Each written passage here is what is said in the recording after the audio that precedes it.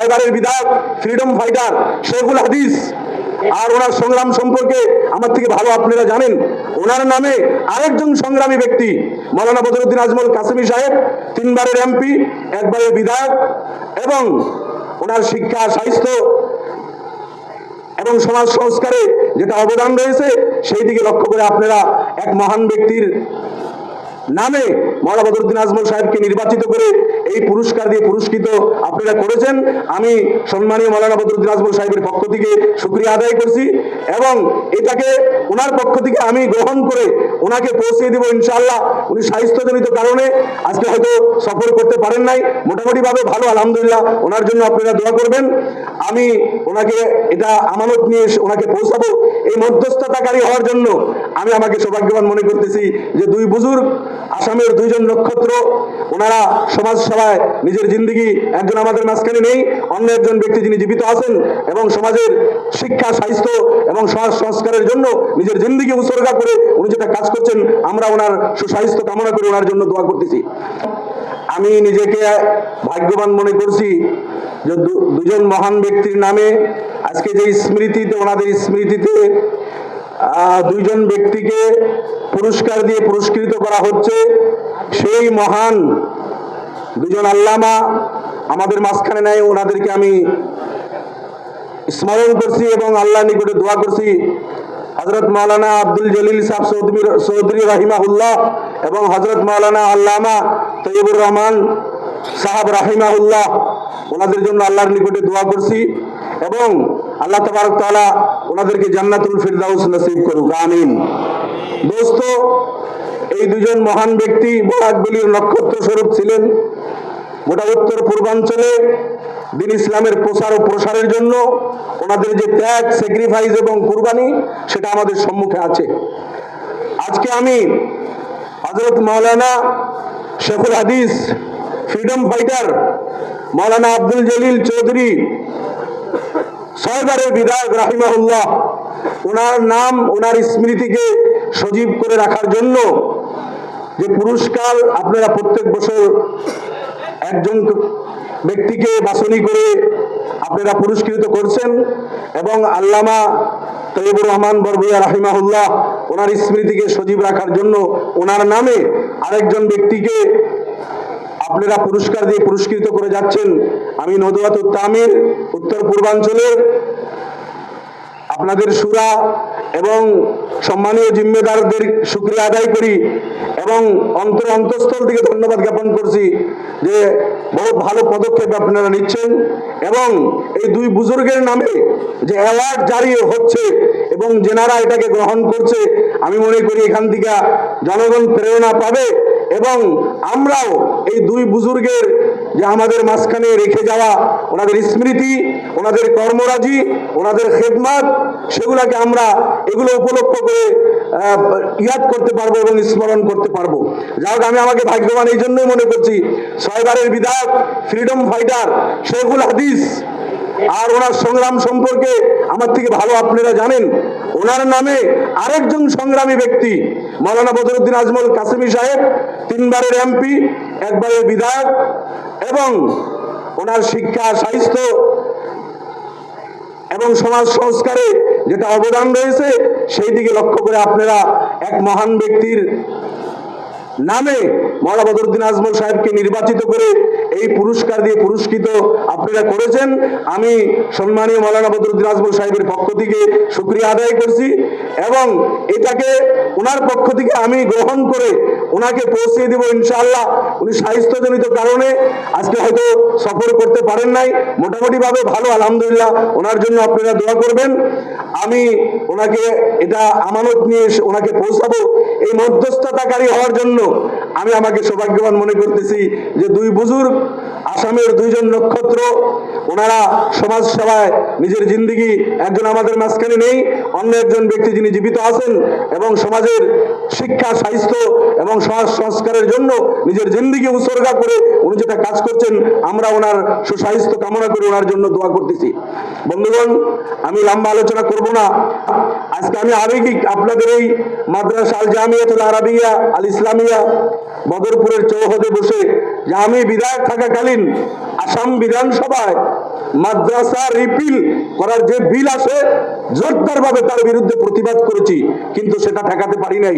আমি আমাকে সামহাও অপরাধী মনে করি যে আসাম বিধানসভার সদস্য সেখানে বসে থাকার পরে আমাদের সম্মুখ থেকে এই আল জামিয়াতুল আরাবিয়া আল ইসলামিয়া বদরপুরের মতো মাদ্রাসা স্বাধীনতার পূর্বে প্রতিষ্ঠিত, জনগণকে দিন ইসলামের শিক্ষা, দিন ইমান এবং জেনারেল শিক্ষায় শিক্ষিত করে প্রকৃত মানুষ গড়ার জন্য যে অনুষ্ঠান বুজুর্গ, এই যে বুজুর্গদের নাম আমরা উচ্চারণ করছি, তিনাদের মেহনতে এই সমস্ত অনুষ্ঠান প্রতিষ্ঠা হয়েছে।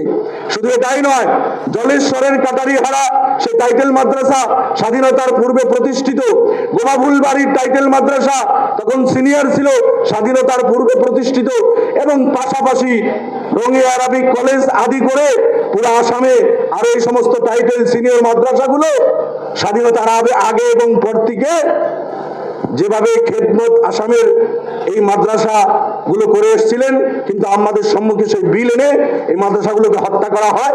বন্ধ করার যে সরকারের বিল পাস করে জোরদার বিরোধ করার পরেও আসাম বিধানসভার অনেক সদস্য সেখানে বিরোধ করেছে, কিন্তু আমি বারবার তার বিরোধ করার পরে সেটা ঠেকাতে পারি নাই। তার জন্য আমার মনে সে কষ্ট রয়েছে।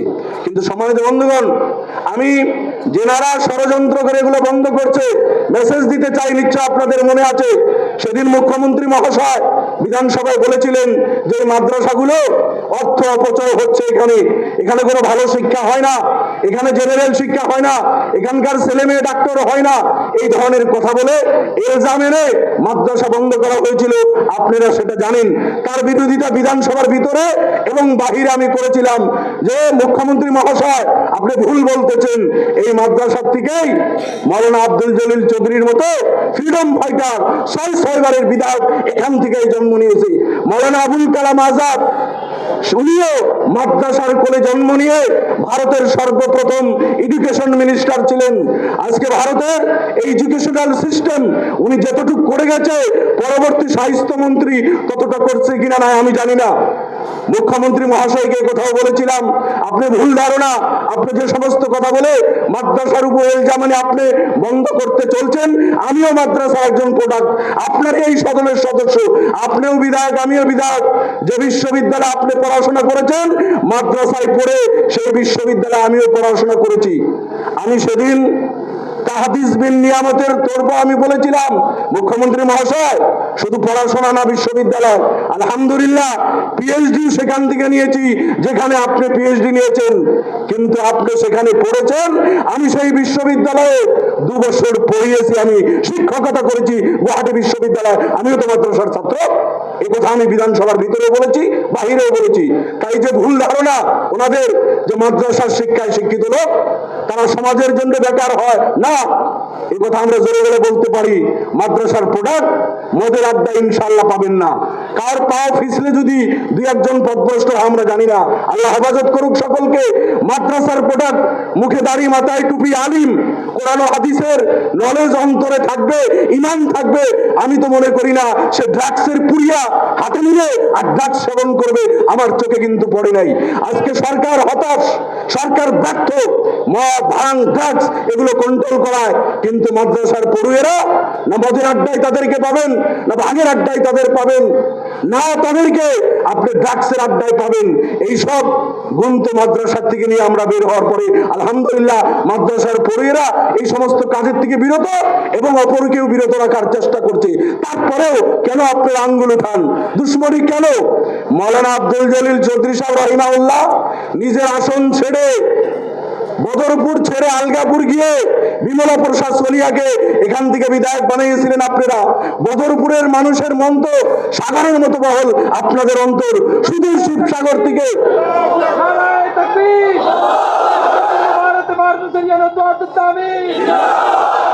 শুধু শিবসাগর থেকে ওখান থেকে সে বদরপুরের জনগণ ভোট দিয়ে নির্বাচিত করে আসাম বিধানসভার সদস্য বানিয়েছিলেন। কেউ আছে এই স্যাক্রিফাইস করবে?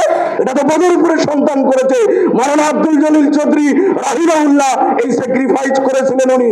আর সেদিন সলিয়া সাহেব এখান থেকে নির্বাচিত হয়ে মুখ্যমন্ত্রী হওয়ার পর এই জাতির সাথে কি ব্যবহার করেছে আমি সেদিকে যাব না, লম্বা আলোচনা করার এখানে সময় নেই।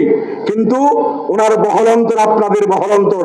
আজকে আব্দুল জলিল চৌধুরী সাহেবের সতী সন্তান, ওনার ফলোয়ার্স, ওনার উত্তরাধিকারীদের শিবসাগর যাওয়ার অধিকার নাই? নিশ্চিতভাবে রয়েছে। এই সংবিধানে অধিকার দিয়েছে। আমাদের পূর্বপুরুষ মৌলানা আহমদ আলী সাহেব রহমতুল্লাহ আলাই, বাসকান্দির বুজুর্গ মৌলানা আব্দুল জলিল চৌধুরী রহমতুল্লাহ আলাই, মৌলানা তৈবুর রহমান আল্লামা রাহিমাহুল্লাহ, মৌলানা সেকান্দার সাহেব জমিয়তের বুজুর্গ, ইনাদের ত্যাগ তিতিক্ষা, স্যাক্রিফাইস, কুরবানি, ভারত স্বাধীনতা সংগ্রামী এবং ফ্রিডম ফাইটার, আমাদের পূর্বপুরুষের তেজের রক্তের বিনিময়ে ভারত স্বাধীন হয়েছে। অন্যদের যতটা রক্ত রয়েছে আমাদের তার থেকে কম নেই। কান্দে কান মিলে, হাতে হাত মিলে স্বাধীনতা সংগ্রামে আমাদের পূর্বপুরুষ ঝাঁপিয়ে পড়ে ভারতকে স্বাধীন করেছে। তাদের আমরা উত্তরসূরি, তাদের সন্তান। কিন্তু দুর্ভাগ্য, স্বাধীন ভারতের নাগরিক হওয়া সত্ত্বেও যেখান থেকে শিবসাগর থেকে এসে আমরা বদরপুররা বিধায়ক বানিয়েছি, বদরপুর বা ধুবড়ি বরপাটার লোক শিবসাগরে যেতে পারে না। সম্মুখে দাঁড়িয়ে লাইন দেওয়া হয়, কানে ধরে উঠা বসা করানো হয়, থানাতে আবদ্ধ করা হয়।